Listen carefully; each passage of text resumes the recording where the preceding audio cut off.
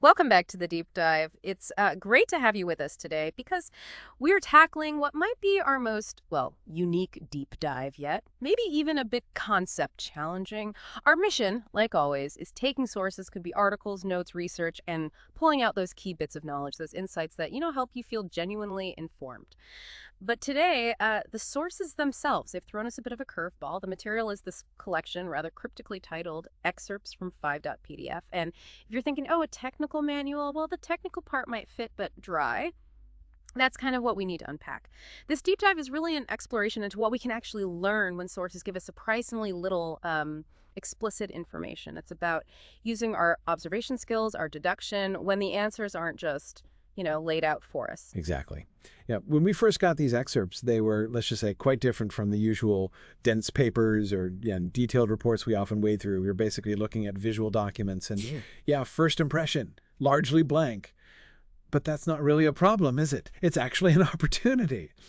A pretty fascinating exercise in figuring out how we pull meaning, how we find context from the most subtle clues, pushing beyond the obvious stuff. It's almost like a master class in inference, really. Okay, so let's dive straight in then.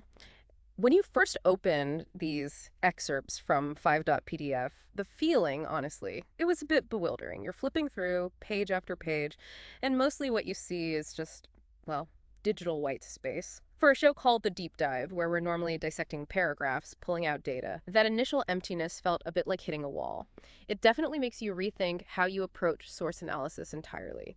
But then if you look closely, and I mean really closely, you start to notice things. Faint impressions. Almost ghostly. It's not clear text, not at all. It's more like a whisper of information, a shadow of what might have been there. On some pages, you might spot what looks like maybe a residual watermark or the faintest outline of, I don't know, maybe a graphic. It's like standing at the edge of a really foggy landscape. You know something's out there, something important, but you just can't quite make it out. It's a very liminal state of information. So the immediate question pops up.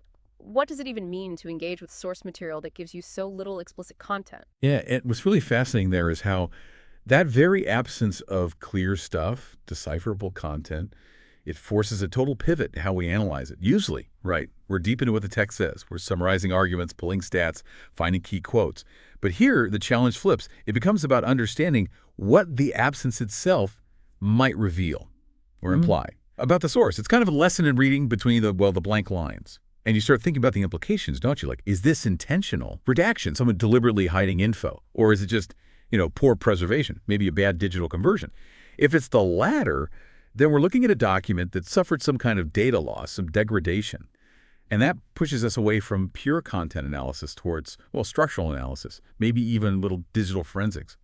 We have to look at the form of the documents, the file type itself, a PDF. That often signals a final structured document, not just raw notes. So even in that apparent emptiness, looking critically can give you real insights. It makes you ask questions like, what can we infer from the presence of these blank pages? Or those subtle, unreadable traces? Are they placeholders? Maybe for diagrams or sensitive info that got pulled? Or are they just artifacts? Leftovers from a scan that wasn't perfect? Suddenly, every little element, no matter how faint, seems significant. Right, that's where it gets really interesting, because while most of the page is elusive, there are these concrete, unambiguous details. It's not quite a needle in a haystack.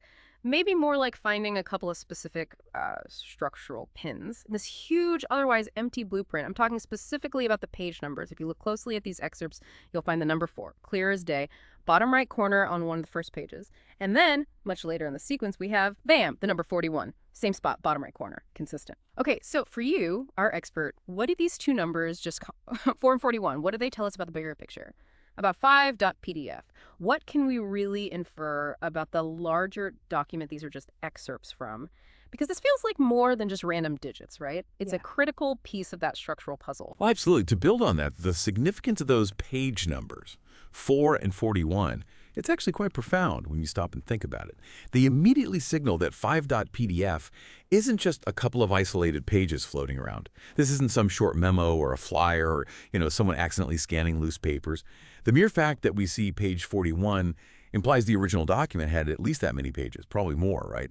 Since we only have excerpts. So that strongly suggests something much more extensive, a substantial piece of work. Could be, a detailed research report, a thick internal company manual, maybe even a full book. And what's even more compelling, as you mentioned, is the consistency of the page numbering. Even on pages that are otherwise blank or just have faint marks, those numbers are there, reliably positioned. That's not accidental. That points clearly to a formal intentional structure. It tells us these aren't random scraps. They were deliberately ordered parts of a coherent publication, meant to be read in a specific sequence. I mean, think about it.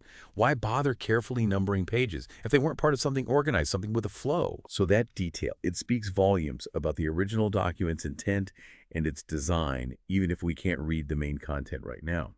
It highlights that this document was put together with a specific arrangement in mind. It implies a logical flow of information that, well, unfortunately, we just don't have access to in these specific bits.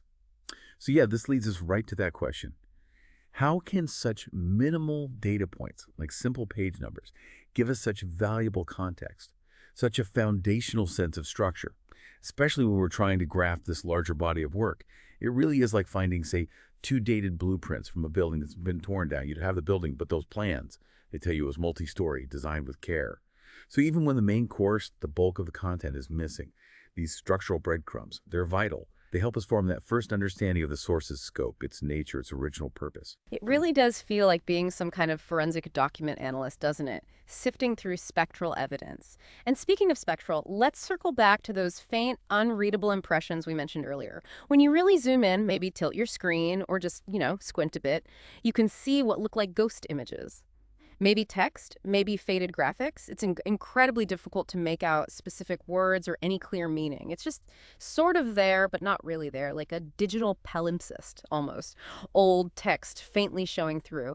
And there's this intriguing, peculiar symbol, too. It seems to appear in multiple pages. It's kind of a truncated, stylized mark, almost like a piece of an old glyph or maybe like a printer's registration mark, something like that. It shows up consistently, but it's never quite readable. So what does this almost there information suggest about the sources and maybe about our own drive to access knowledge? Well, what's fascinating here, I think, is how these faint impressions, and yeah, including that peculiar recurring symbol, they really force us to bump up against the limits of information access. Analytically speaking, these unreadable bits could be several things. They might be residual print from the other side of the page, ghosting. Happens with double-sided printing sometimes, ink bleeding through. Or they could be faint watermarks. An intentional part of the design, but obscured, maybe meant to show ownership or something. And it's also entirely possible they're just artifacts from a low-resolution scan or reproduction process, like digital echoes of something that was once clear. Imagine trying to run OCR, optical character recognition, on this stuff. It would be an absolute nightmare, right? The content's basically unsearchable without some serious digital restoration work. And that enigmatic symbol you mentioned could be anything, really. Part of a header, maybe a decorative thing, a section break, even a copyright mark. Its specific meaning is lost because it's so faint, but the fact that it appears consistently suggests it was part of a deliberate design. And this raises a really important question for us, doesn't it? If knowledge is meant to be understood, meant to be applied, what happens when it exists just beyond our grasp? It's a powerful reminder, I think, of the limitations of the information that's available to us. Sometimes data is genuinely lost, or it's been poorly preserved, or maybe even, like we considered, intentionally obscured. It really highlights the challenges in data recovery and preservation. It doesn't matter if it's ancient scrolls or modern digital files that got corrupted or archived badly. And if we sort of connect this to the bigger picture, these faint impressions, including that symbol, they serve as this poignant reminder. A reminder of the huge amounts of information that might exist out there but just remain inaccessible to us. For all sorts of reasons, natural decay, human error in archiving, it really makes you reflect on the immense value of clear, well-preserved sources. When information is distinct, legible, its usefulness just skyrockets. When it's not, well, even the most dedicated deep diver like us is left with more questions than answers, which just emphasizes how critical robust information systems are and how important careful stewardship of knowledge really is. It kind of challenges our natural desire to fully understand everything, forcing us to embrace the ambiguity sometimes. So we've kind of reached the end of our deep dive into these excerpts from 5.pdf. It was definitely a unique journey, wasn't it? One where, yeah, the content was largely elusive, but the process, the deep dive itself, allowed us to pull out some significant insights. Insights into the very nature of sources, the surprising power of structural clues like those page numbers, and this really intriguing concept of information that's almost, but not quite, there. It truly showed us how much you can actually infer, even from what seems like very little. This whole exercise really underscores that even when you're facing what looks like an information void, there's usually still a story to uncover, right? A structure to figure out, and a deeper understanding to be gained just by shifting how we look at it. Absolutely. And what's truly fascinating here, I think, is how a set of pages that seem empty can still push us to consider these really profound questions. Questions about knowledge itself, about how accessible it is, and about the sort of detective work that's involved in uncovering meaning. Even from the faintest traces, the faintest impressions, it really encourages us all, I think, to look for information beyond just the obvious text on the page. It teaches us to appreciate the fragments, the forms, the structures, even when the main substance is hidden from view. It really underlines that every piece of a document, no matter how small or faint it seems, might hold a clue to its bigger purpose. And it forces us to ask, maybe, what else are we overlooking in the information we consume every day just because it isn't shouting for our attention? That's a great point. Well, thank you for joining us for this deep dive into the rather elusive world of excerpts from 5.pdf. We really hope you feel thoroughly informed about the unique characteristics of this material and, maybe more importantly, what we can learn by pushing the boundaries of traditional source analysis. Until next time, keep exploring, keep questioning, and keep deep diving.